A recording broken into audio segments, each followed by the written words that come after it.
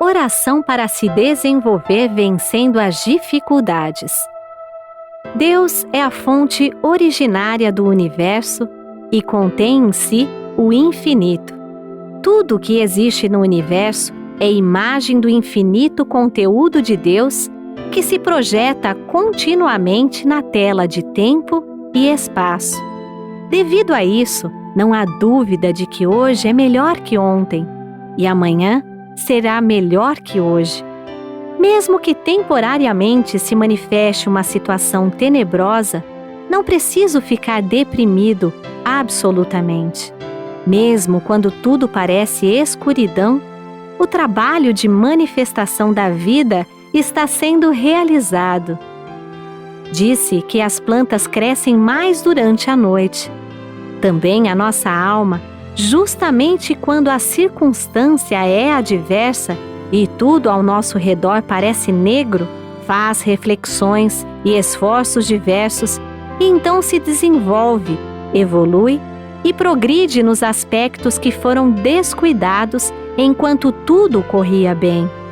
Aos olhos carnais, parecem existir dois aspectos na vida, o claro e o escuro. Mas para a nossa alma, ambos os aspectos são oportunidades para seu crescimento e evolução. Coisas más não existem em lugar algum do universo. O mal inexiste originariamente. Tampouco situações decepcionantes e desalentadoras. Minha aspiração é impulso da aspiração de Deus, que está se concretizando através do canal de manifestação que sou. Portanto, desde que eu não o obstrua com minhas próprias vacilações, hesitações covardes e temerosas, infalivelmente essa inspiração se concretizará.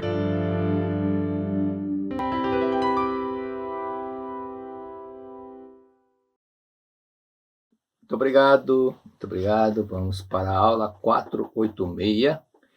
Pelo YouTube é aula 115. Então, vamos à primeira pergunta. Antes disso, sempre é bom repetir: somente coisas boas virão, somente coisas boas virão, porque eu sou filho de Deus. Essas mentalizações ajudam, principalmente pessoas que têm certa ansiedade, expectativa, e o emocional fica um pouco agitado. Será que vai acontecer isso? Será que vai acontecer aquilo? Então, ao invés de ficar pensando coisas até negativas, repita: somente coisas boas virão, somente coisas boas virão, e repita com sentimento. O sentimento é a oração mais eficaz, ok? Não é simplesmente racional, falando mecanicamente, mas aquilo que você faz com fé, com devoção, com sentimento. Esta é a oração mais produtiva. Então, vamos à primeira pergunta. E é importante que as pessoas que forem perguntar não esquecer de mencionar a idade, sexo e o estado civil. A primeira pergunta: feminino viúva, 70 anos, gostaria de saber o que é dor nos joelhos. Começou no joelho direito e agora também no esquerdo, porque ocorre artrose. No livro Chave da Beleza da Saúde, página 26, é bom que você leia, viu? Página 26, o mestre fala sobre as artroses, sobre o reumatismo e outras coisas a mais, que são atritos. Já a própria artrite vem, artritos vem de atrito, que é atrito nas relações interpessoais. Então, as pessoas, quando implica muito, fica mentalmente entrando em atrito com as pessoas por causa do modo dela ser, do modo dela falar, e sempre vendo defeito, que tem que ser assim, mas não é o caminho. O caminho é que nós, cada um deve corrigir, procurar corrigir a si próprio antes de ficar pensando nos outros. Então, no seu caso, você é viúva, e que tal, não sei se você já fez, orar especialmente para seu marido durante um período? Faça 21, 30, 49 dias para ele, exclusivamente para ele. Em outro horário, para todos os antepassados. E alguns casos que andaram acontecendo, sabe, desarmonia, de atrito, né? Isso que gera artrite, que causaram muitas vezes o aborrecimento, aquilo que você falava, os dois discutiam, né?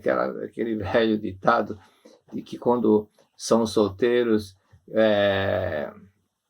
quem fala é o homem e a mulher escuta. Depois que casam, quem fala é a mulher e o homem escuta. Mas depois de 20 anos, os dois falam, os dois discutem e os vizinhos que escutam, né? Então, ore 21 dias para o seu esposo. E que tal fazer? É bom você fazer a oração do perdão, que muitas coisas começam a vir à tona. Eu fui muito duro com ele, eu fui muito assim, aconteceu isso, aconteceu aquilo. E aquele fica, a pessoa pode se justificar. A justificativa não tira o sentimento de culpa, pode amenizar a dor na consciência, mas o sentimento de culpa fica. Pratique a oração do perdão umas 20, 30 vezes antes da leitura da Sútra Sagrada. E agradeça tantas coisas boas que aconteceram, tantas coisas boas que você aprendeu com ele, tudo isso são fatores que vai aumentar o sentimento de gratidão pelo seu esposo, ok? E assim o problema vai começar a desaparecer. Outra pergunta, reumatismo. Reumatismo ela tem reumatismo, é uma mulher de 58 anos, casada, tenho vários problemas de saúde, reumatismo, osteoporose, muitas dores nas duas pernas, catarata nos dois olhos, coceira no corpo inteiro, pele muito fina e problema de equilíbrio. Nunca tive saúde na minha nunca tive saúde na minha vida, sinto dores todos os dias e tomo muito medicamentos. O que devo fazer? Será que quando você era pequeno, sua mãe colocava remédio na mamadeira? Acho que não, né? Então a sua vida é perfeita. Sua vida é perfeita. E tem essa compreensão, essa conscientização de que Deus não fez nenhuma vida imperfeita, nenhuma vida frágil. Todas as vidas são eternas. Todas as vidas são duradouras, são imortais. Todas. Não existe vida mais fraca que a outra. Não existe. Deus não é igual fábrica que muitas vezes ocorre de uma peça, algum carro, algum outro produto sair com defeito. Deus não erra nesse sentido. Todas elas foram feitas em mais semelhança de Deus. Só que tem um detalhe que você precisa se corrigir. Você precisa corrigir e praticar as normas fundamentais dos praticantes da Seichonen. E uma delas diz o seguinte: ver sempre as partes positivas das pessoas, coisas e fatos. Ver sempre as partes positivas. Veja sempre o lado bom. Veja sempre as virtudes, qualidades das pessoas. E não os defeitos, as falhas das pessoas, coisas e fatos também. Ok? Procure se policiar para melhorar nesse sentido. Então veja as virtudes dos outros e não os defeitos. Assim, seu problema de saúde vai melhorar muito, porque o reumatismo, a causa está aí, né? A causa está em ver o lado negativo, o lado ruim, negativo das pessoas, coisas e fatos. E a própria vida, ficar criticando a sua própria vida, pensando que a minha vida, eu sou mais fraca, sou diferente das outras. Isso, na realidade, no inconsciente, é buscar uma autocompaixão e querer que as pessoas tenham pena. Então, tire esse pensamento, porque a sua vida é super perfeita, ok? A vida é perfeita. Veja o lado bom das pessoas e assim a sua catarata vai começar a diminuir. Então, tem muitos casos de pessoas que tinham problema de catarata, até um caso de um senhor que outro dia acho que eu devo ter contado, ele até ficou cego de uma vista, mas quando ele conheceu a Seichonen e perdoou o irmão, ele voltou a enxergar. Então, e também outro detalhe que precisa fazer, não sei se você está começando na Seichonen agora, é não falhar nas leituras das Sutras Sagradas para os antepassados. Chuva de néctar de manhã e palavra do anjo à noite. Todos os dias, sem falta, procure orar para os antepassados seus, por parte do pai, da mãe e do sogro e da sogra também. Outro detalhe sobre o fato que gera artrite, artrose, né? A mulher ia ser apedrejada e os fariseus e escribas levaram para Jesus Cristo, querendo arrumar algum pretexto para condenar Jesus Cristo. Aí falaram: olha, essa mulher foi encontrada, foi flagrada cometendo adultério. E aí, o que nós vamos fazer com ela? O que temos que fazer com ela? E querendo cobrar, querendo fazer com que Cristo falasse alguma coisa para eles aproveitarem essa fala dele e condená-lo. Aí Cristo baixou a cabeça e continuou escrevendo na areia, com os dedos, e cobraram novamente Jesus Cristo. E aí, o que nós vamos fazer? E Cristo se levantou e disse o seguinte para aquele grupo de pessoas que estavam já com pedra na mão para apedrejá-lo, porque esta era a lei na época: quem fosse pego em adultério ia ser apedrejado até a morte, geralmente morriam. Aí Cristo levantou a cabeça e disse: atire a primeira pedra quem não tem nenhum pecado no seu coração. Um olhou para o outro, não tomou a decisão de atirar a pedra, porque reconheceu que um dia também ele errou. Só que a palavra errar, conforme disse Menninger, ela foi muito assim, a palavra pecado era para substituir a palavra erro, mas no sentido de procurar disciplinar. Mas só que ela foi criando vulto, e a palavra pecado ficou muito forte. Então, atire a primeira pedra quem não tem um pecado no seu coração. E ninguém atirou a pedra. Todos se foram, e ele olhou para a mulher e disse: onde estão as pessoas que queriam te condenar? As pessoas que queriam condenar, onde estão? Eles se foram. E Cristo disse o quê? Cristo disse: pois é, eu também não te condeno. Ou seja, eu também não vou te julgar. Eu não vou te julgar, não vou te condenar. Vá e não peques mais. Né? E não peques mais. Esse é o coração enorme e grandioso de Jesus Cristo, que via esse lado maravilhoso. Deus não julga, Deus não condena ninguém, Deus não manda ninguém para o inferno. Por que eu vou fazer isso? Eu também não te condeno. Né? Então, da mesma forma, não condenar é julgar e condenar. Mas julgar, muitas vezes a pessoa está criticando, ela está julgando, está fazendo errado, está fazendo isso, está... Concorda que criticar, mentalmente ela está julgando a pessoa. Está vendo o defeito? Então, mudar esse modo de pensar e não julgar, não criticar. Simplesmente agradecer. Muito obrigado, muito obrigado, muito obrigado. Tem uma foto que correu pela internet, uma foto da Síria, um hotel que foi bombardeado, todas as casas destruídas. Aí mostra dentro de um hotel, uma banheira, aquelas banheiras boas, bonitas, e um pai dando banho nos dois filhos pequenos de 3, 4 anos de idade. E do lado, assim, se via as paredes todas quebradas. É o único lugar que ele tinha para dar um banho nos filhos. Né? Ele também perdeu a casa dele. Então agradeça que você tem a casa, tem tudo, sim? Ok? E verá, nesse livro que eu citei, A Chave da Beleza e Saúde, tem um caso de um senhor que ele tinha um reumatismo. Ele chegou a tomar 120 injeções para ficar curado do reumatismo. E não sarou. Aí outra pessoa fala: por que não vai nas termas lá, tomar banho? E foi, piorou, aí começou, praticamente não conseguia mais andar.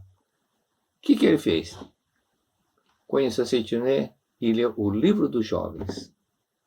No Livro dos Jovens, algumas partes tocou muito nele. Tocou muito. Ele começou a lembrar, refletiu. Falei: meu Deus, como eu fui duro com a minha esposa. Como eu fui muito agressivo com ela. Um dia que ela cometeu uma falha, ele chegou a pensar, até ficou tão furioso, que deu vontade de matá-la. Mas não matou. Mas ele começou a lembrar tudo isso. Aí foi até onde a esposa estava, se ajoelhou diante dela e pediu perdão. Pediu perdão. Me perdoe. Né? E ficou aliviado pelo fato de ter pedido perdão, e aquele sentimento de culpa desapareceu totalmente. Aí aquele coração dócil começou a manifestar, que não mais manifestava antes, que ele era muito pau, pedra, criticava, gritava. Transformou totalmente. O que aconteceu?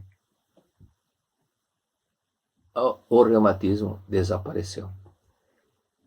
A dona Antônia Matsuo, saudosa pretora Antônia Matsuo, na década de 70, no começo da década de 70, ela fazia isso. Via uma senhora, qualquer coisa, semelhante, fato semelhante, ela dizia assim, bem autoritária: ajoelha ajoelha os pés do marido e pede perdão. Ajoelha nos pés do marido, aos pés do marido, diante do marido, e peça perdão. Não é por feminismo, não, porque ela fez isso. Ela fez isso. Quando ela conheceu Seichon, ela fez uma reflexão, falou: meu Deus, foi diante do marido, se ajoelhou e falou: me perdoe, me perdoe. Eu estava sendo muito autoritária, muito crítica, não sei o quê. E começou a falar aquilo que ela fez e que não deveria ter feito. E pediu perdão para o marido. Ela fez isso. E a vida dela mudou. Então, humildemente fez isso. Ok? Outra pergunta. Feminino, 52 anos, separado. Tenho uma filha de 15 anos. Faço tudo para ela, mas ela é rebelde, reclama de tudo, não me respeita, não consigo conversar com ela, não me ouve, gostaria de uma orientação. E sobre o fato de dizer eu faço tudo por ela, eu me sacrifico por ela, o Mestre cita em outro livro que isso não é conveniente, porque a pessoa capta, as mentes se comunicam. Se você está se sacrificando por mim, então você está dizendo que eu estou lhe causando transtorno? Aí a pessoa, embora ela não fale, mas ela fica, eu faço tudo por ela, eu me sacrifico por ela. O relacionamento fica difícil, porque as mentes se comunicam. Então não pode ficar falando essas coisas. Não é bom ficar falando essas coisas, né? Então há vários casos de relatos de pessoas que diziam a mesma coisa. E eu faço isso, ele é assim comigo. O caso da Verdade da Vida, volume 18, o caso da senhora Mia, ela reclamava do marido, reclamava da filha, reclamava do garoto vizinho, e todos eles, e ela sempre pensando que todo mundo era contra ela. Mas, lendo os livros da Seichon, ela começou a fazer reflexão. Meu marido é assim porque eu fico mentalmente por trás, achando que ele é isso, que ele é aquilo, que ele é reclamando dele, e que ele é muito intransigente. Aí ela pensou, mas eu que estou sendo assim, eu que estou agindo dessa forma. E quando ela mudou mentalmente, mudou a postura, o marido mudou, diferente, ficou diferente. Nós devemos entender que nós estamos aqui na Terra, é tudo espelho, um espelho do outro, na verdade. Um é espelho do outro. O marido mudou. Aí a filha também mudou. O garoto vizinho também mudou. Então ela pensou, era tudo capricho meu, né? Então é bom. Esse livro, lembra que nós estudamos esse livro, a verdade, volume 18, ele é fino, mas só esse depoimento da senhora Mia vale 2, 3, 4, 5 livros. Porque aprendemos. Por que aprendemos? Porque nos leva a fazer uma autorreflexão, fazer uma introspecção. Não adianta buscar fora as coisas, nós temos que buscar dentro de nós o que nós precisamos mudar, o que nós precisamos melhorar. Então, aquele provérbio chinês, antes de você sair por aí para corrigir o mundo, espera um pouquinho. Antes de fazer isso, sair de casa para procurar corrigir o mundo, dê 3 voltas na sua casa, ou seja, volte para dentro de você e veja o que você precisa melhorar, o que você precisa corrigir, ok? Então, tenho certeza que você guarda ainda ressentimentos do ex-marido. Dizer que não é assim. A pessoa que diz isso, não guardo, não, imagine, ela não conhece a mente e não conhece a si própria, né? Existe a psicanálise, e na psicanálise desde o tempo do Freud, Stickel, Jung, todos aqueles que iniciaram o trabalho de psicanálise, eles procuravam buscar o conflito que estava no inconsciente, que o consciente não lembrava. Aquele caso do Sr. Stickel, que saiu na primeira revista da Seichon Noye, daquele homem que não conseguia sentar. Não conseguia sentar, foi no médico, foi em todo lugar, ninguém conseguia curar o homem. Aí Stickel descobriu que era um conflito que ele tinha dentro dele por causa com o relacionamento com a esposa e um triângulo que aconteceu entre ele, mas primeiramente descobriu que a esposa tinha traído, e depois, para vingar, começou a ter um relacionamento com uma moça que trabalhava com ele. Aí ficou tudo uma situação difícil, porque a moça também era noiva de um rapaz, e ficou sem sair do Stickel. E aquele homem sofria porque só ficava de pé. Ou ficava de pé, ou dormia, ou deitava. Mas sentado ele não conseguia ficar. esse conflito desapareceu quando Estica falou: dispensa a moça, perdoe sua esposa. É um fato que aconteceu há muito tempo. Perdoe. E ame, e viva em harmonia conforme você ama a sua esposa, faça isso. Acabou o problema. Era um conflito mental que manifestava no corpo. Então, por isso que você tem um ressentimento do marido, com certeza tem do ex-marido, viu? Então, outro detalhe, filhos rebeldes, o professor Camilo Kusumoto levou anos e anos para escrever o livro Pela Paz dos Anjinhos. E maioria dos casos de filhos, pessoas que sofrem com os filhos rebeldes, muitos deles, não vou dizer a porcentagem porque ainda não tem uma estatística assim, mas a maioria dos filhos rebeldes tem aborto na família. Então, se isso aconteceu com você, leia o livro Pela Paz dos Anjinhos. Okay? Então, filhos que foram rejeitados. Outro detalhe, não é aborto, mas é filho que foi rejeitado, né? Que a mãe, quando soube da gravidez, pensou: eu não queria a gravidez. Alguns tentaram abortar o filho, quando estava ainda com o filho na barriga. E tem casos, até o caso de uma pessoa que eu orientei, que o filho bateu na mãe. Bateu na mãe. Quando eu falei: a senhora pensou em abortá-lo? Rejeitou esse filho? Falou: sim. Falei: por isso que ainda dentro dele, no inconsciente dele, tem aquela revolta, aquela mágoa da senhora, porque a senhora não aceitou, porque a senhora tentou abortá-lo. Então, pegue o livro Educação do Renascimento e pratique esse livro, que está ensinando esse livro, e faça a oração do perdão para ele. Ela fez direitinho, acabou o problema. O filho ficou tão dócil, tão amoroso, que ela falou: meu filho mudou totalmente. Outro detalhe, quando sua filha voltar da escola, sorria para ela, não faça cara feia, não fique fingindo que não viu fingir que não viu a filha chegar, nada disso. Com sorriso, e mentalmente agradecer. Não adianta só sorrir, se por trás, por dentro, está menina chata, teimosa, rebelde, Não, para de ver os defeitos nela. Para de pensar que ela é isso. Na verdade, é filha de Deus. Você é filha de Deus, é amável, harmoniosa. Quando ela estiver fora, ausente, está estudando, obrigado. Abraça sua filha mentalmente. Obrigado, filha querida. Muito obrigado. Muito obrigado. Agradeça. Estabeleça uma paz, uma harmonia total com ela. Reconcilia-te com todas as coisas da terra, diz a revelação divina da grande harmonia. Se fores vítima de algo atingido por micróbios ou espíritos baixos, você está sendo vítima de algo, da rebeldia da sua filha. Então, é sinal que não está em paz e harmonia com ela. Está tendo o quê? Tolerância, condescendência, fingindo que está tudo bom com ela, mas não está. Você mentalmente está brigando com ela. Você está em desarmonia com ela, com certeza. Né? Então, faça isso e agradeça toda hora que puder. Agradeça. Ame de coração sua filha. Obrigado, filha. Muito obrigado. Obrigado por você ter nos escolhido para ser como minha filha. Obrigado. E agradeça, né? Ok? E outra coisa, da forma como se a sua filha está dormindo, como que você acorda a sua filha? Está na hora de acordar, vamos, acorda, vamos, levanta aí da cama. Errado. O que ensina aquele livro de Educação do Renascimento? Filha querida, bom dia, muito obrigado. Está na hora de você acordar. Falar palavras dóceis, amáveis, amorosas na cabeceira e não gritar lá da cozinha: está na hora de acordar. Né? Deixa de ser preguiçosa. Coisa desse tipo só complica a situação. Né? Ninguém gosta de ser acordado aos berros. E outro detalhe, já leu o livreto do Shinsokan? O que está no livro de Shinsokan, naquela parte que fala sobre educação? Ali diz: o filho revoltado ama os pais, ele quer amor dos pais. Outro detalhe, a sua filha ainda guarda mágoa do dia que você se separou do seu esposo.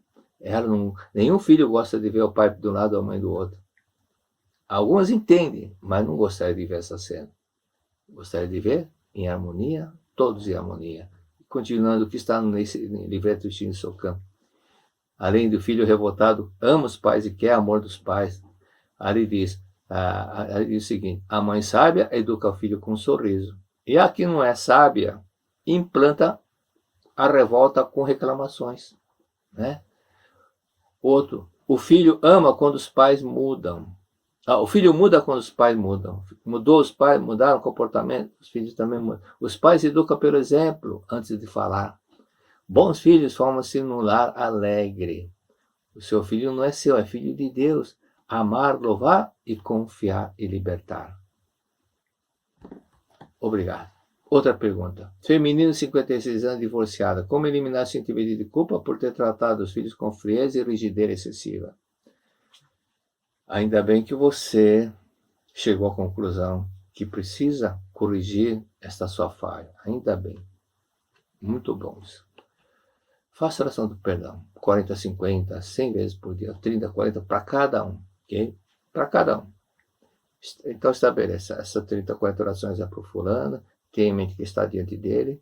E fazendo, praticando a oração do pedido, a oração do perdão. Fazendo a oração do perdão, sentindo que está sendo perdoada por ele, não é? E aí depois faz para outro filho, depois para outro filho. Depois de 15 dias ter feito para cada filho, mande um WhatsApp para ele, mas não mande o WhatsApp antes de praticar, mande o WhatsApp depois de praticar 15 dias, porque aí a sua mente vai estar em harmonia mental com eles. E diga, meu filho, me perdoe, mamãe errou por ter sido muito severa com você, me perdoe. E depois, quando encontrá-lo, peça perdão novamente, abrace-os, né? Olhe nos olhos deles com amor, com ternura, e pratique a oração do perdão. A oração do perdão é o purificador, é um grande purificador. Purificar a mente para que o mundo da projeção, para que as coisas que estão diante de nós também mudem. Se você mudar, né, praticar a oração do perdão. Eu soube, nos anos 70, uma pessoa me disse que havia um convento, e dentro do convento, onde o local que as freiras faziam oração, estava afixada o quê? A oração do perdão. E elas, todas as freiras, tinham que ir nessa sala de orações e praticar a oração do perdão. Todas elas.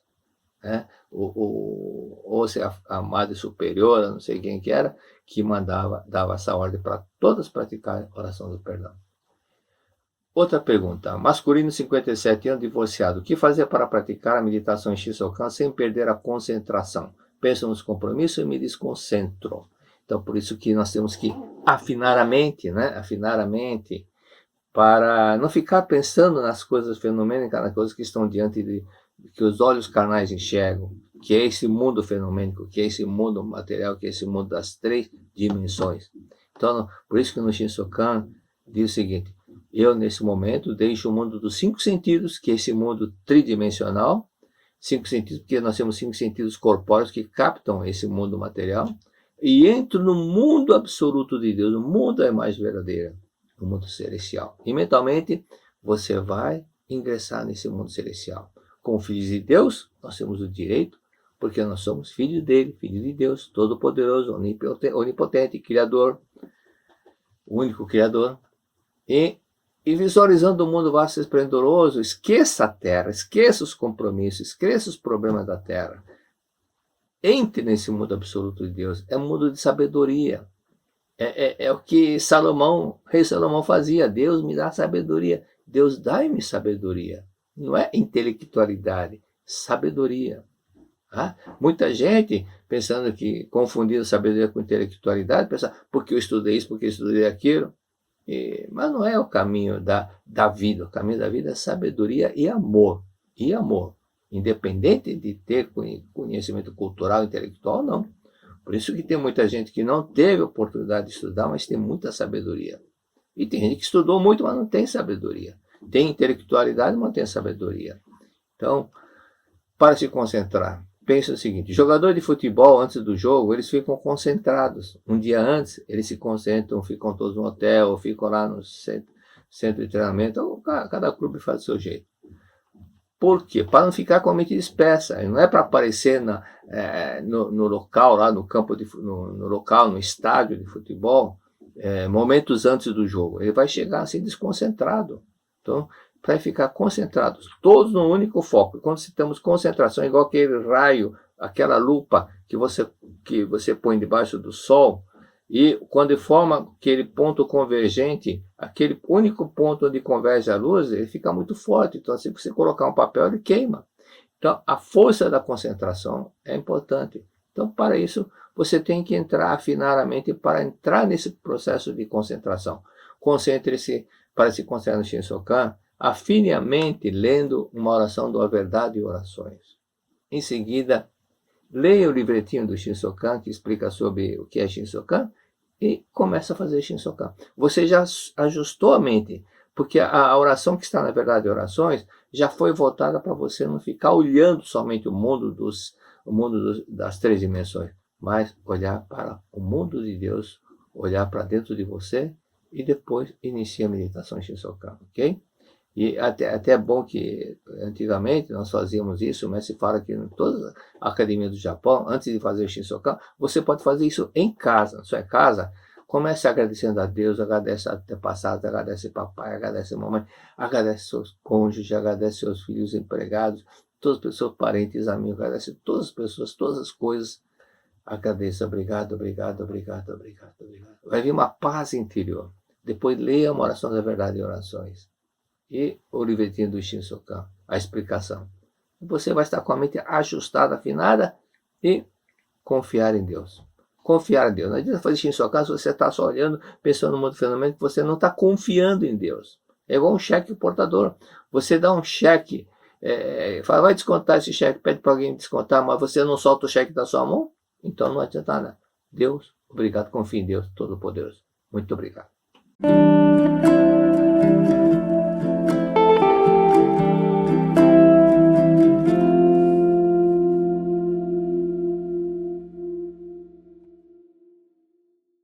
Muito obrigado. Então vamos à segunda parte da aula. E os tradicionais abraços, primeiramente para Mogi das Cruzes, São Paulo, Aérea São Leopoldo, Caxias do Sul, Marília, São Paulo, Lages, Santa Catarina, abraço pessoal de Lages, Araraquara, São Paulo, regional São Paulo, regional japonês, Araraquara, Cascavel, Paraná, Guapiaçu, regional São José do Rio Preto, regional Sorocaba, abraço para o pessoal de Maceió, Alagoas, Morrinhos, Rio Grande do Sul, regional Campinas, regional Brasília, regional Copacabana, Feira de Santana, na Bahia, abraço para Teresina, Piauí, regional Cuiabá, abraço para São Caetano do Sul, Rondon, Paraná, regional Belém do Pará, não vou citar o nome que são muitos amigos, muitas pessoas, e sempre acaba se esquecendo de alguém, né? Então um abraço para todo o pessoal, regional, e também não é regional, é cidade de Coronel Fabriciano, Minas Gerais. Então vamos para Verdade da Vida, volume 30, página 36. Tem um pedacinho que eu vou repetir a explicação da aula anterior, que é muito importante. Mas não é que bem explicação. Eu vou reforçar uma coisa que foi explicada, um fato que foi explicado, mas que tem muita coisa dentro disso, ok? Então aqui diz, conheço muitos casos de pessoas que se curaram da tuberculose ao conhecer a Seichono-ie e ler o livro A Verdade da Vida. Não é que os bacilos da tuberculose tenham morrido sob efeito da esterilização. A cura ocorreu porque, lendo A Verdade da Vida, a mente delas deixou de ser intransigente, excessivamente crítica, teimosa, rebelde, agressiva e tornou-se afável, generosa e pacífica, imune aos bacilos da tuberculose. A veracidade da afirmação, mudando-se a atitude mental, ocorre a cura de doenças. Pode ser comprovada por muitos casos reais já constatados. Algumas pessoas se queixam de terem lido, mas não sararam, porque a cura não ocorreu. Porque não leram atentamente, ou não refletiram bem, não fizeram uma auto-reflexão no texto, e, consequentemente, não fizeram a introspecção, e não corrigiram a forma errada de pensar, de viver que estavam fazendo, okay? Que estavam tendo.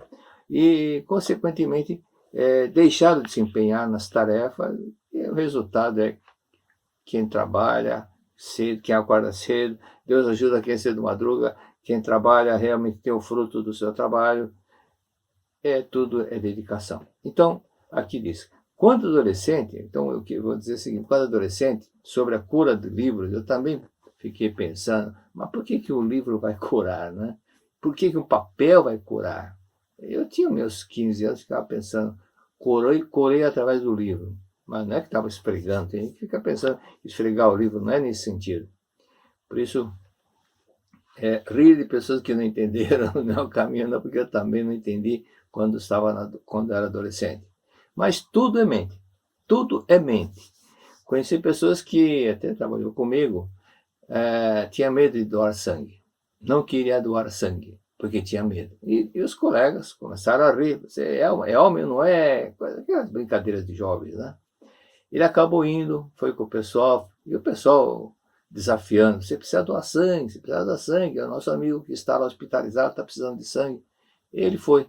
Só que com a força do inconsciente, o medo também de ver sair sangue, não, a enfermeira não conseguiu tirar nenhuma gota de sangue dele. Então, tudo é mente. Outro fato, um simples exemplo simples, da época do Moisés, né? Só de pensar que vai lamber limão, começa a aparecer o quê? Saliva na boca. Isso mostra o quê? O nosso comportamento mental, a nossa mente, aquilo que nós pensamos, sentimos, ele vai se projetar no corpo. Por isso que a medicina psicossomática mostra isso. Mente sã, corpo sã, mente sã e corpore sano é uma frase que virou provérbio, mas o autor é um poeta satírico do início da era cristã, um poeta romano chamado Juvenal, que ele escreveu no poema dele, mente sã, corpo são, né? Mente sã, corpore sano, que é a mente sã, então manifesta o corpo são. Pois tudo é mente, tudo é mente. Então aqui no livro, a mudança do comportamento, pessoa que o mestre cita aqui, da pessoa que lendo o livro teve uma mudança, que é a pessoa que era excessivamente crítica, intransigente, teimosa, rebelde, agressiva, e tornou-se afável, generosa, pacífica, consequentemente ficou imune aos vacilos da tuberculose. Ele ficou imune por quê? É aquilo que está na revelação divina da grande harmonia. Se fores vítima de algo, ou for atingido por micróbios, ou por espíritos baixos, é prova que não estás em reconciliação com tudo e com todos. Mas como ele entrou em harmonia com tudo e com todos, por isso que ele ficou imune. Então, quando a pessoa está sendo sempre vítima de alguma coisa, é porque não está em harmonia. Mas quando tiver harmonia, ele passa a ser realmente passa a manifestar a bênção, a vida de Deus. E no caso desse senhor, ele se tornou imune porque a mente ficou a mente harmoniosa, não foi mais aquele sujeito crítico, intransigente, chato, né? Teimoso, rebelde, agressivo. Então, ele, ao invés de ficar vivendo aquele falso eu, passou a viver o eu com harmonia. E então sobre essa mudança dele, foi graças a alguns fatores. Por quê? Por que ele se tornou imune? O mestre Masaru Taniguchi conversou com a pessoa através do livro. É como se fosse uma palestra especial para a pessoa lendo o livro escrito pelo mestre.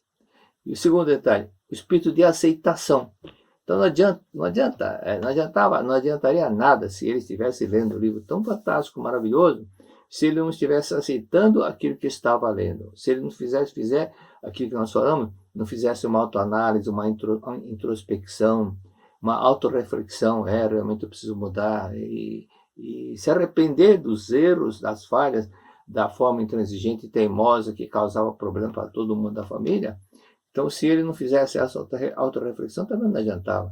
Mas como ele aceitou, e ele, ao invés de buscar a resposta fora, buscou dentro dele, eu preciso mudar, as coisas mudaram totalmente para o bem dele, porque ele mudou, né? Mudou para melhor. E também, o terceiro item é a coragem desse senhor. A coragem de quem lê e toma decisão. Tem gente que lê, mas não tem coragem. O ego está muito forte, o orgulho, o ego está muito alto, que não quer saber de perdoar, não quer saber de aceitar, não quer saber de dar razão para o outro, né? Não quer assumir o meia-culpa, dizendo que você estava certo, me desculpe. Então o ego não deixa muitas dessas pessoas acabam até se afastando da Seichoné, porque não quer colocar em prática e quer manter o ego bem alto. Vamos para a página 44. Aqui diz, então vão até a última linha, lá embaixo, e subam 8 linhas. Ali está escrito, Assim, com o poder da palavra, incutimos na mente da criança a convicção de sua natureza divina e sua capacidade ilimitada. Se o aluno, na hora da prova ou do exame, mentalizar sou filho de Deus, dotado de capacidade ilimitada, infinita, portanto, infalivelmente, consigo me lembrar das matérias estudadas. Então, se o aluno mentalizar, sou filho de Deus, dotado de capacidade ilimitada, portanto, infalivelmente, consigo me lembrar das matérias estudadas e passar a resolver as questões com a mente serena, tranquila, há de encontrar respostas corretas para as questões apresentadas. Para desenvolver a capacidade latente do ser humano, é essencial incutir-lhe desde cedo a convicção: sou filho de Deus, portanto tenho capacidade ilimitada. Então, voltando aqui para o texto. Por que essa mentalização ajuda tanto no exame como numa entrevista para quem procura emprego? Veja bem. Repetindo. Assim, com o poder da palavra, incutir na mente da criança, gravar na mente da criança, que ela vai lembrar, gravar no subconsciente da criança, que ela vai lembrar, ela realmente acaba lembrando. Aqui, um adendo, um parênteses para as pessoas idosas, né? Eu sou jovem, só tenho 35 anos, mas para as pessoas de certa idade, né, do meu tempo, que toda hora fica pensando, mas eu fico esquecido, estou ficando velho, estou ficando esquecido. Por que não repetir eu tenho boa memória? Se gravar subconsciente, eu tenho boa memória, você vai manifestar, eu vou lembrar, você lembra realmente. Assim, se funciona para criança, funciona para qualquer pessoa. Então, de tanto afirmar, eu estou esquecido, acaba se esquecendo realmente. Então, sobre essa mentalização, ajuda tanto no exame como na entrevista para quem procura emprego? Sim. Quem está com autoconfiança não fica preocupado. A preocupação de não ser bem-sucedido numa competição, no exame, na entrevista, é que faz com que a pessoa fique com medo, aquela preocupação começa a gerar medo, e o medo paralisa. E o medo faz com que a pessoa não deixe desenvolver tudo naturalmente. Outro detalhe. Quando a mente é ocupada com pensamentos positivos, pensamentos de vitória, de sucesso, pensamento negativista não encontra espaço nessa mente. Porque ele está convicto. Não vem aquele pensamento, aquela voz, mas que não vai dar, E por isso que o pessimista, a tendência do pessimista é ter um resultado péssimo. E aquele que é otimista é ter um resultado ótimo. Tudo é consequência da mente. Em qualquer modalidade esportiva, nós vemos pessoas que não foram bem-sucedidas um dia e daí para frente começou a decadência. Será que esqueceu? No esporte acontece isso, né? Será que ele esqueceu de como que é? Não esqueceu. Apenas perdeu a autoconfiança, né? Perdeu a autoconfiança. Eu lembro, no judô, eu pratiquei há muitos anos, que vi muito isso. Colegas que empatavam ou no treino, ele não era tão forte igual alguns outros, mas num torneio, numa competição, aquele que não era muito forte acabava vencendo. Por que acontecia isso? Porque aquele que era melhor do que ele, mas ficava nervoso, não tinha aquela facilidade, aquela mobilidade do que aquele que estava tranquilo. Por isso a resposta era simples. Né? Quando a pessoa ficava preocupada e pensando negativamente, será que eu vou conseguir? Será que eu vou conseguir? Será? Significa que está em dúvida, não está manifestando a força total. E aqueles que eram dominados pela insegurança, então, será, acabavam perdendo. E meu pai disse várias vezes, né? Ele foi faixa preta do Kendo. Kendo é aquele esporte que a pessoa põe toda uma armadura, e era praticamente um esporte milenar no Japão, e era o treino exatamente do espadachim, né, do samurai, então, mas treinava com bambu, com aquela armadura toda. Ele, com 17 anos, foi faixa preta, então ele disse que no exame de graduação, para a pessoa passar para a faixa preta, não era simplesmente o professor falar, você está bom, vou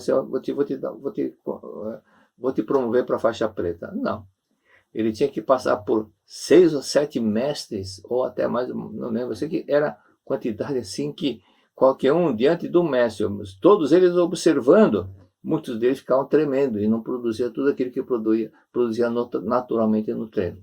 Então, vamos ver sobre esse detalhe, Convite à Felicidade, essa é a antiga capa dele, Convite à Felicidade, volume 2, na página 41, diz o seguinte: quando a humanidade acreditar no Deus de infinita sabedoria, acreditar de Deus receberá inspiração e tiver a convicção de que, seguindo essa inspiração, poderá realizar na Terra a vontade divina, realmente a vontade de Deus será feita sobre a Terra. Então, toda a humanidade se tornará feliz e cada indivíduo terá uma vida longa e feliz. O que constitui o núcleo dessa fé é a convicção. Eu sou filho de Deus. Quando estiver centralizado nessa convicção, eu sou filho de Deus, o ser humano, para o ser humano, virá a sabedoria de Deus, através do ensino, através desta conexão, desse sentimento de que está junto com Deus. Conseguirá agir com concordância com a sua sabedoria. Então, voltando aqui sobre o texto, quando a humanidade acreditar, no Deus de infinita sabedoria, e não num Deus cruel que castiga, que está lá só para espiar e castigar. Não é nesse Deus que antigamente as pessoas pensavam, mas no Deus de sabedoria infinita e amor infinito. E tiver a convicção de que, seguindo essa inspiração, poderá realizar na Terra a vontade divina, que Deus é amor e que Deus está sempre pronto para nos ajudar. Sempre pronto para nos ajudar. E, mais adiante diz, ter realmente a vontade de Deus será feita na Terra, então toda a humanidade se tornará feliz e cada indivíduo terá sua vida longa e feliz. O que constitui o núcleo dessa fé, o núcleo é o ponto central da fé, é a convicção: eu sou filho de Deus, e não filho do pecado, e não um ser que veio casualmente através de consequência de um ato sexual. Ou seja, aquilo que o mestre cita, uma frase que é muito forte para as pessoas que estão iniciando, pode ficar, mas como é que é? Como é que pode ser isso? Então ele disse: ninguém nasceu do útero da mãe. Ninguém nasceu do útero da mãe. Como que? Então, de onde posso ter nascido? Você não nasceu do útero da mãe, porque antes de você ser concebido e onde ocorreu a fecundação do ovário, através do espermatozoide, ocorreu a fecundação do ovário, antes disso acontecer, você já existia. Então, você já existia. Então, você não nasceu do útero da mãe, porque antes do útero antes do corpo carnal da sua mãe existir, você já existia. Então, você não nasceu dali. Apenas o seu corpo carnal iniciou ali dentro, num processo, mas é mais um corpo carnal que você teve, que você está tendo, mas você já teve outros corpos carnais. Então, nós não nascemos do útero da mãe, porque nós já somos vida e nós existimos há muitos e muito tempo. Okay? Então, como nós já não nascemos de um simples ato casual, então nós já existimos. Já existimos essa convicção que nós somos filhos de Deus. E não como muita gente, como no passado, diziam que nasceu de um ato sexual, por isso que nasceu do pecado, era pecado, ato sexual, então você é fruto do pecado. Coisa desse tipo que essas palavras ficaram gravadas no subconsciente, e o ser humano, muitas vezes, não encontrava alegria de viver. Para que eu viver? Viver para morrer? Aquele caso que está no livro Lições para o Cotidiano, da moça que pensou assim: se eu nasci para morrer, então por que eu estou vivendo? Então já que o objetivo de ter nascido é morrer, eu vou me matar. E se jogou no mar, mas não afundava. Não afundava porque ela se jogou sem aquele desespero, sem ficar aquele desespero das pessoas que, quando caem na água, ficam preocupadas, com medo de morrer e acabam morrendo. Ela se jogou no mar, mas não afundava, porque ela ficou muito tranquila. Aí, quando pescadores passando perto viu a moça lá na água, socorreu a moça e ela achou ruim. Por que vocês me socorreram? Mas eles não sabiam que ela estava tentando se suicidar. E aí foi salva, depois conheceu a Seichoné. Continuando, o texto diz o seguinte: A preocupação, veja, tudo é preocupação. A preocupação surge pelo uso negativo do poder da imaginação. Aí a explicação. A maioria das doenças surge das preocupações. Durante a guerra, um forte batalhão canadense teve que permanecer na Inglaterra. Enquanto lutavam em ferrenhas batalhas, não havia tempo para preocupações. Mas quando não estavam lutando, vinham as preocupações. Durante a estada, por isso que aqui tem um detalhe que convém analisar, né? Muitas pessoas que o fato de não fazer nada, pensam que está descansando, muitas pessoas que estão sem fazer nada, estão criando minhoquinha na cabeça, estão com as preocupações, acabam criando situações de enfermidades na sua própria mente e, consequentemente, projeta no corpo. Então, durante o estado na Inglaterra, desse batalhão canadense, considerando o batalhão dos fortes, era um batalhão considerado invencível. Vários soldados, esse batalhão, enquanto ficou lá sem fazer nada na Inglaterra, vários soldados começaram a ter úlcera. Segundo a opinião do Dr. W.C. Alvarez, da Mayo Clinic, o estado de úlcera do estômago varia conforme as mudanças de ânimo. Ele cita o exemplo do negociante de Pérez, que teve a sua úlcera subitamente agravada, quando várias senhoras sócias da empresa resolveram se retirar, levando seus produtos. Aí ele ficou desesperado. E com essa preocupação começou a ter úlcera, né? Então, com certeza, também, sobre esses fatos que estão acontecendo agora na pandemia, e fique em casa, muitas pessoas que ficaram em casa, mas só ficaram dentro da televisão ouvindo Covid, que pode acontecer isso, pode acontecer aquilo, sugestionado com medo, acabaram se enfermando, né? Se enfermando e tanto ficar pensando, porque a palavra tem poder. Ocupe a mente, por isso ocupe a mente com bons livros, ocupe a mente com coisas produtivas. Então assistam filmes bons, né? Filmes bons ou documentários que possam te trazer uma mensagem, que possam te trazer, acrescentar alguma coisa boa. Então, continuando com o livro, diz o seguinte: a ocorrência em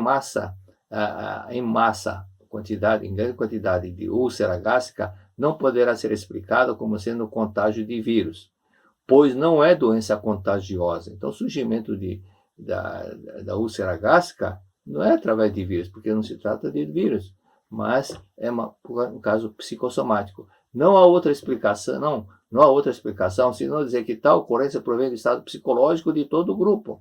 Então, como acabar com as preocupações e inquietações? Já vamos falar. Apenas lembrei do provérbio espanhol, que diz o seguinte: o cachorro, quando está caçando, as pulgas não lhe incomodam. Então ele fica preocupado com isso, com aquilo, com as pulgas, quando está sem fazer nada. Mas quando está caçando, ele não tem tempo de ficar preocupado. Por isso que ficar com a mente ocupada é um dos fatores para a pessoa ficar sempre forte e saudável.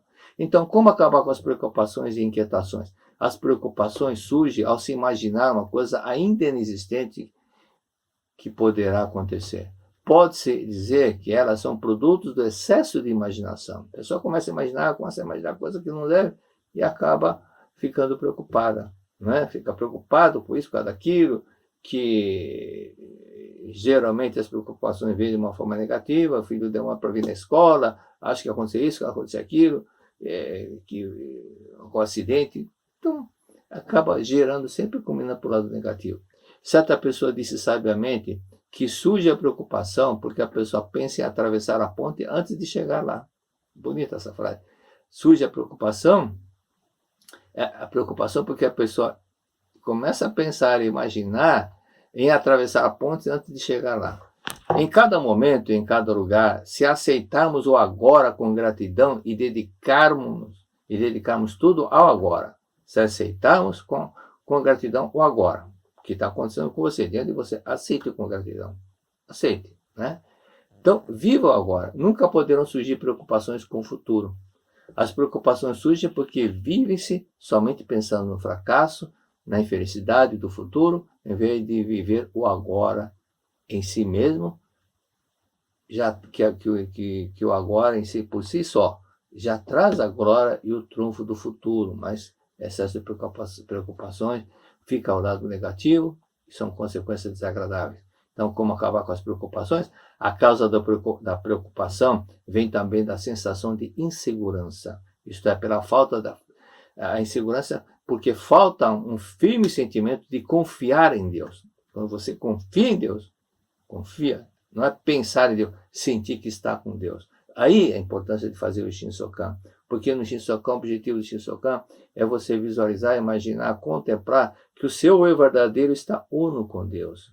Por isso que nós dizemos, a infinita força edificante de Deus flui para o meu interior, flui para o meu interior, e pensar que Deus está em mim, Deus está comigo, eu estou com Deus, e que não é uma simples força, mas é o alento de Deus que está fazendo com que você sinta isso. Né? Sinta que o alento de Deus está em você, que você não é isolado de Deus, você é uno, você é a mesma vida de Deus, você é mais semelhança de Deus. Quanto mais contemplarmos isso, maior será a nossa fé. Ao invés de ficar só olhando, acreditando no mundo fenomênico, volte a mente para Deus. Cristo fazia sempre, lendo a Bíblia, você vai ver que todo momento, vira e mexe, Cristo se retirava para fazer a meditação e ficava meditando. Não é? A preocupação não desaparecerá enquanto não obtivermos a convicção básica de que, por mais inconstante que seja o fenômeno, além dele existe a provisão do bondoso Deus que seguramente nos conduzirá para um mundo bem mais feliz. Acreditar no real, acreditar que só existe Deus, o que veio de Deus. Não acreditar no fenômeno. Aquilo que acontece na face da Terra é fenômeno, não é criação de Deus. Por isso, acreditar naquilo que é bom. Né? Se algum de vocês estão passando por momentos difíceis, acreditem, tudo isso é fenômeno. Então, vai mudar, vai melhorar. Né? Somente coisas boas virão. Cristo chamou de terra, mundo fenomênico, por isso que ele disse na oração Pai Nosso, seja feita a vossa vontade, falando com Deus, seja feita a vossa vontade, aqui na terra como já está no céu. Então, no céu é um mundo que está tudo perfeito, plurivirtuoso. Por isso que na meditação Shinsokan, contemplando o céu, esse mundo da imagem verdadeira, nós dizemos, é o oceano de infinita sabedoria de Deus. É o oceano de sabedoria infinita de Deus. É um mar de sabedoria. Como o oceano é maior que o mar, é o oceano de sabedoria infinita de Deus. É o oceano de amor infinito de Deus, e muito amor. Então, não existe coisa que seja diferente do amor. Não existe brigas, não existe discórdia, não existe conflito, não existe vingança, nada. É amor absoluto de Deus. Existe o que? Perdão, muito amor. É o oceano de provisão infinita, né? Então, assistando com Deus, é o oceano de infinita provisão. Os budistas dizem que ali tem muito tesouro, então, por exemplo, quando nós vamos estudar a verdade da vida mais adiante, né, a verdade da vida 37, nós vamos estudar alguns trechos de algumas sutras budistas, que é uma descrição também de que o mundo celestial é muito rico. Rico não adianta, não é riqueza material, mas a riqueza de paz, de harmonia, bondade, de tudo que de bom, de belo que Deus criou. É o oceano de provisão infinita, de alegria infinita. No mundo celestial não tem tristeza, não existe tristeza. Não existe, só existe alegria, harmonia, muita harmonia. Então, viver esse mundo dentro de você, que você está em harmonia, não é só pensar, mas é viver, praticar, perdoar, entender, né? Da pessoa aquele caso do senhor que ele teve, que eu disse que foi corajoso de mudar aquele modo de ser intransigente, teimoso, implicante, que brigava, que berrava com todo mundo. Ele mudou, tomou a decisão de mudar, foi até a esposa, se ajoelhou diante dela e pediu perdão. Teve coragem de fazer isso. Então, o fato de manifestar essa mudança interior é realmente corajoso quem faz isso. Enquanto as pessoas que procuram se justificar não porque ela está procurando defender o ego dela, ao invés de procurar entender. À medida que nós formos manifestando o nosso Deus interior, a bondade e o amor ao próximo, e isso fazer como grandes santos grandes iluminados, o próprio Jesus Cristo mostrou isso. Ele não apelou para o ego. Quando ele estava sendo crucificado, ele deixou bem claro, eu poderia chamar uma legião de anjos para me tirar da situação. Mas se ele fizesse isso, ele ia demonstrar o quê? Que foi ego. Eu também posso, eu vou provar que eu posso. Mas não. Como ele anulou o ego, ele falou, perdoai, né? perdoai. Mesmo sendo maltratado, ele perdoou as pessoas. Isso que é viver o amor de Deus. Muito obrigado.